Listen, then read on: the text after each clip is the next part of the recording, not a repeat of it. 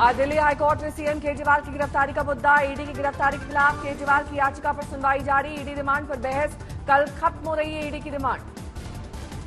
केजरीवाल की गिरफ्तारी पर बीजेपी और आम आदमी पार्टी आमने सामने विधानसभा के बाहर।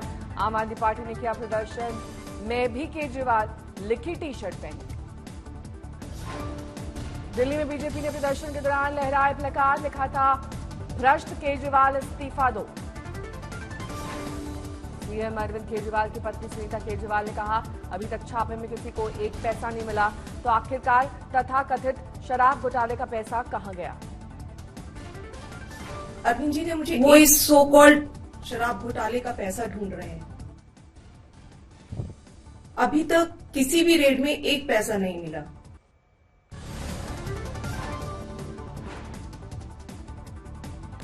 यूपी में मुरादाबाद सीट पर समाजवादी पार्टी के उम्मीदवार पर असमंजस। कल सांसद एसटी हसन ने भरा था पर्चा, अब टिकट कटने की थी चर्चा।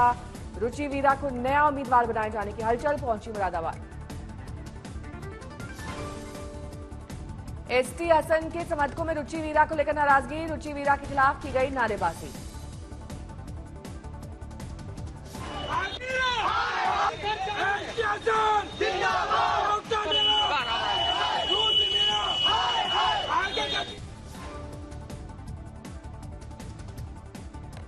रुचि वीरा ने आज तक से बातचीत में कहा, पार्टी ने एसटी हसन के खिलाफ एंटी इनकम्बेंसी देखी होगी, इसीलिए शायद मुझे चुनाव में नाराज नहीं होना चाहिए। हालांकि आज नामांकन करेंगे या नहीं, इस पर असमंजस।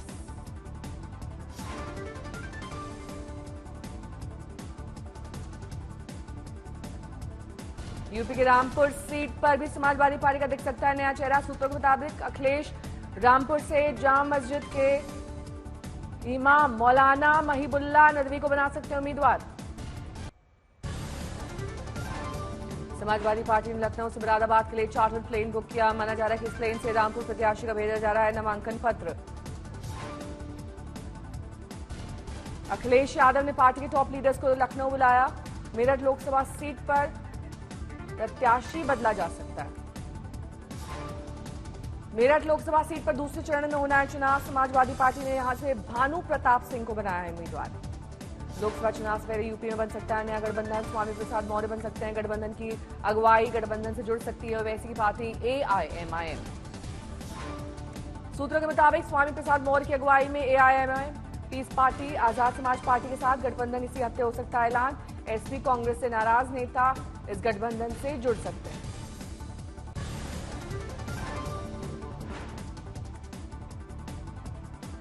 यूपी में शामली से समाजवादी पार्टी की प्रत्याशी इकरा हसन का बयान, बीजेपी 400 पार हो गई तो संविधान से करेगी छेड़छाड़, मुसलमान बना दिए जाएंगे दोयम दर्जे के नागरिक।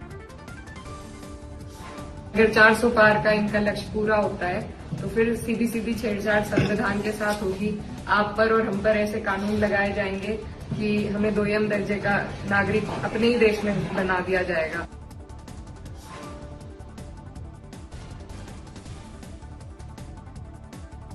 पीलीभीत से वरुण गांधी का टिकट कटने पर बोले यूपी बीजेपी अध्यक्ष भूपेन्द्र चौधरी। वरुण पार्टी के बड़े नेता हैं, पार्टी ने इस बार चुनाव लड़ने के बजाय दूसरी भूमिका चुनी है, उम्मीद है वो साथ देंगे।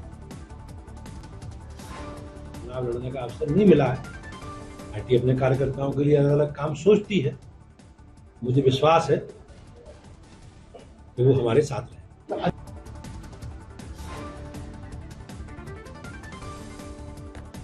अधीर रंजन चौधरी ने बीजेपी पर कसा तंज। वरुण गांधी को कांग्रेस का दिया खुला ऑफर, कहा गांधी परिवार से होने की वजह से कटा बीजेपी लिस्ट से वरुण गांधी का नाम। महाराष्ट्र में शिवसेना यूबीटी ने जारी की 17 उम्मीदवारों की पहली सूची। मुंबई दक्षिण से अरविंद सावंत को टिकट, सांगली से उद्धव ठाकरे ने चंद्रहार पाटिल को बनाया उम्मीदवार। यवतमाल से संजय देसाई को शिवसेना यूबीटी का टिकट। संजय राउत ने 22 उम्मीदवारों में 17 उम्मीदवारों का नाम किया ट्वीट। अनिल देसाई को साउथ सेंट्रल से टिकट का जिक्र। यहां से कांग्रेस की वर्षा गायकवाड़ को बनाया चाहती थी उम्मीदवार। राउत ने कहा, कांग्रेस से हमारा समझौता पूरा हो गया है।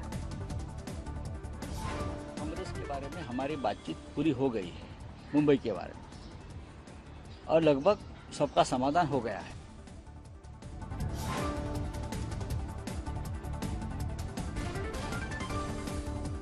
मुंबई नॉर्थ वेस्ट सीट से उद्धव ठाकरे ने अमोल कीर्तिकर को दिया टिकट। नॉर्थ वेस्ट सीट पर लंबे अरसे से कांग्रेस नेता संजय निरुपम ठोक रहे थे दावा।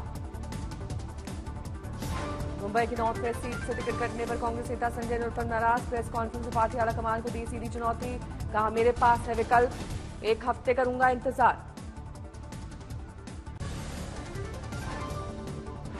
ज्यादा इंतजार करूंगा। मैं साफ साफ कहना चाहता हूं कि मेरे सामने अब सारे विकल्प खुले हैं। मैं विकल्पहीन स्थिति में नहीं हूं।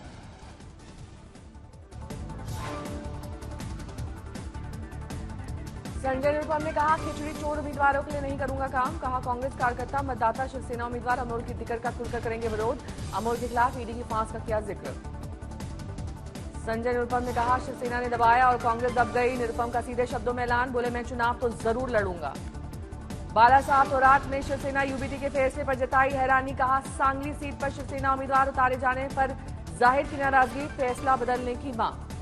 शिवसेना यूबीटी नेता अरविंद सावंत का निरुपम पर पलटवार। कहा संजय निरुपम है कौन? उद्धव ठाकरे ने एक बार सीट घोषित कर दी, अब बात खत्म।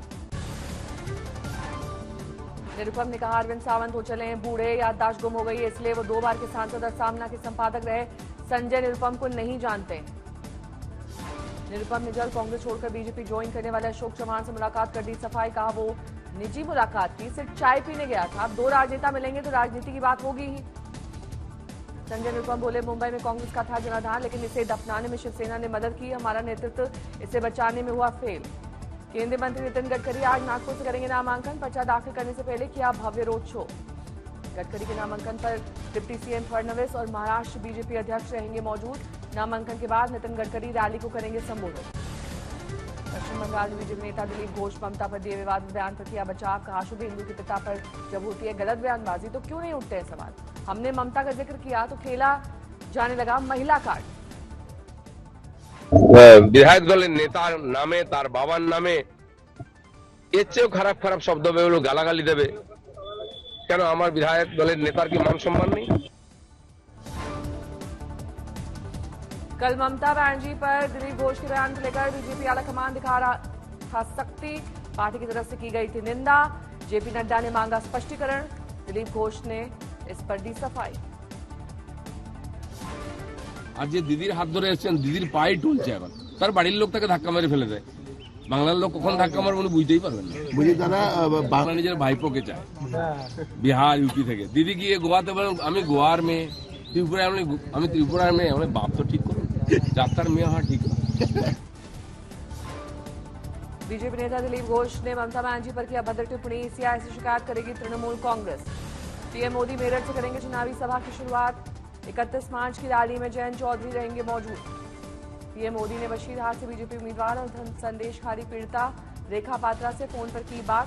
रेखा पात्रा ने पीएम को संदेशखारी में महिलाओं को होने वाली परेशानियों के बारे में बताया। पीएम ने रेखा पात्रा से उनकी प्रचार तैयारियां, लोगों के बीच बीजेपी के प्रति समर्थन और अन्य मुद्दों पर बातचीत की। पीएम ने रेखा पात्रा को कहा शक्ति स्वरूपा। आगामी चुनाव को लेकर बीजेपी की बड़ी बैठक। गृह मंत्री अमित शाह के घर पहुंचे जेपी नड्डा। उम्मीदवारों की लिस्ट को लेकर मंथन। कंगना पर सुप्रिया श्रीनेत की विवादित पोस्ट पर सियासत जारी। दिल्ली में नड्डा से कंगना ने की मुलाकात। बीजेपी ने चुनाव आयोग से सुप्रिया श्रीनेत की शिकायत की। गुजरात की 6 लोकसभा सीट के बीजेपी उम्मीदवारों का हो रहा है विरोध, तो दूसरी तरफ लखनऊ में बीजेपी और एनडीए गठबंधन की 6 लोकसभा प्रत्याशी आज करेंगे नामांकन। लोकसभा चुनाव के लिए कांग्रेस की 7वीं लिस्ट जारी। छत्तीसगढ़ से 4, तमिलनाडु से 1 उम्मीदवार का ऐलान। छत्तीसगढ़ की सरगुजा सीट से शशि सिंह, रायगढ़ से मेनका देवी सिंह को मिला है टिकट। बिलासपुर से देवेंद्र सिंह यादव, कांकेर से ब्रजेश ठाकुर को पार्टी ने मैदान में उतारा। तमिलनाडु की माइला आदुथुराई सीट से एडवोकेट आर सुधा को मिला है टिकट।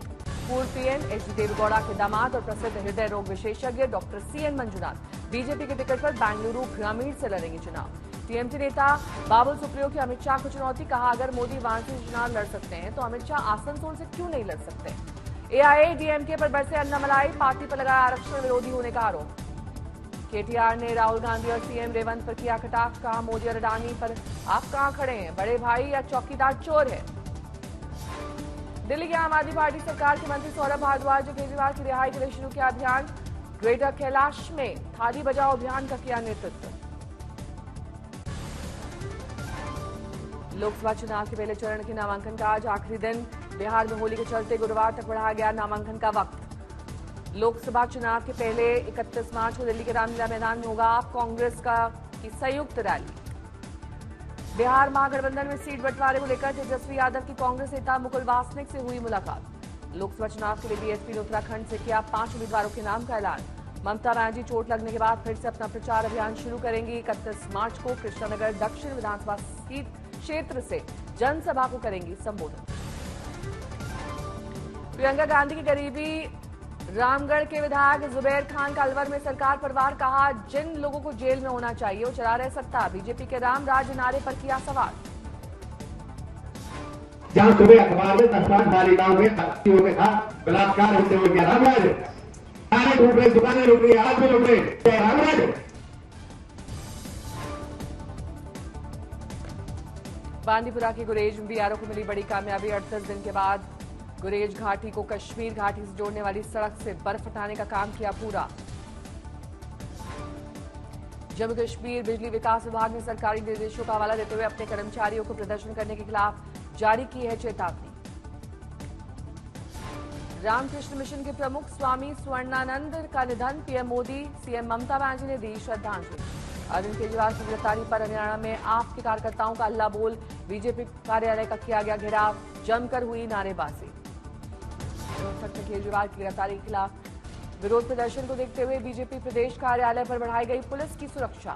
सांसद नवनीत राणा ने कंगना पर चल रहे विवाद को लेकर प्रतिक्रिया दी। कहा, ऐसे शब्दों का इस्तेमाल कर कंगना को जो ट्रोल कर रहे हैं वो भूल गए कि इंदिरा, सोनिया और प्रियंका गांधी भी नेता हैं। हल्द्वानी में सुबह अचानक कार्यकर्ता के घर पहुंचे सीएम धामी। सरकार के कामकाज का लिया फीडबैक। कोटा में बड़ा हादसा, नदी में डूबने से सगे भाई बहन सहित 3 बच्चों की मौत। अलवर में होली के अवसर पर एसपी ने किया धमाकेदार डांस, वीडियो हुआ वायरल। दिल्ली में अज्ञात बदमाशों ने युवक पर की ताबड़तोड़ गोलियों की बौछार। घटनास्थल पर पुलिस कर रही है जांच पड़ताल। प्रयागराज में उमेश पाल हत्याकांड के बाद उमेश पाल की गौशाला में देसी बम फेंके जाने से सनसनी, मामले की जांच जारी। शाहजहांपुर में 2 पक्षों के बीच खूनी संघर्ष। एक पक्ष ने 3 लोगों को मारी गोली, एक की मौके पर मौत। बाराबंकी में युवती की हत्या, पुलिस ने आरोपी को किया गिरफ्तार। केस दर्ज कर जांच में जुट गई है पुलिस। जम्मू कश्मीर के पुंछ में गुरुद्वारे के पास विस्फोट, पुलिस मौके पर पहुंचकर कर रही है जांच पड़ताल। अहमदाबाद के सिविल अस्पताल में कोविड के 2, स्वाइन फ्लू के 5 मरीज एडमिट। मार्च महीने में अब तक 173 स्वाइन फ्लू के केस किए गए दर्ज।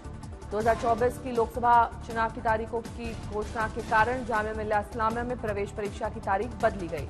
यूपी के सिद्धार्थनगर में अवैध रूप से भारत में प्रवेश करने के आरोप में 2 चीनी नागरिकों को किया गया गिरफ्तार। तिरुपति पहुंचे अभिनेता रामचरण। अपने जन्मदिन के अवसर पर परिवार के साथ भगवान बालाजी के किए दर्शन। तिरुपति पहुंचे भारतीय फिल्म निर्माता एकता कपूर और अभिनेत्री अनीता तिरुमला मर्डनर के किए दर्शन।